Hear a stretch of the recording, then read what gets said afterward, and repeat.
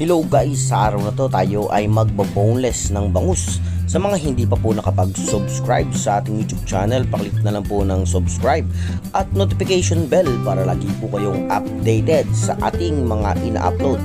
Ito nga po pala si Rod Recipes.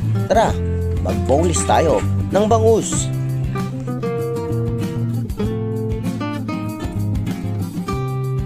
Putulin mo lang dito, sungkitin mo. Tapos biyakin mo. Yan. Ganyan lang yan. Hindi ko yan diniretso. Tapos agurin mo lang yan. Yan. Tanggal ng bituka. Paliin mo dito. Saka mo agurin. Yan. Tanggal na malaking tinik. Tanggalin mo muna yung mga naputol na yung galing sa ribs. Suhitan mo lang dito. Ayan, isa, dalawa, tatlo, apat. Yung tinik niya, nandito lang siya. Ganyan lang yan.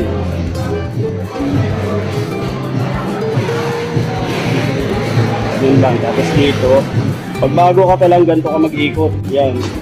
Tandaan lang yan. Ganun lang ang ikot mo pag bago ka lang. Yan.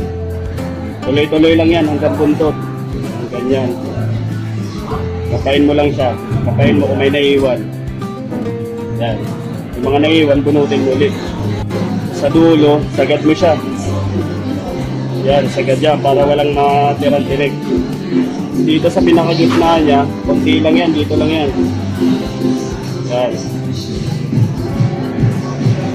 Yan lang sa pinakagitna. Tapos sa kabila, ganun din. Ganun lang din yan. Ayan. Kabila. Yan. Tapos dito sa gilid, ganun pa rin. Yan. Sagat mo lang sa buntot para walang naiwan. Yan. So. Naiwan mo tayo. Yan. Ikot mo lang. Tapos kapain mo lang uli.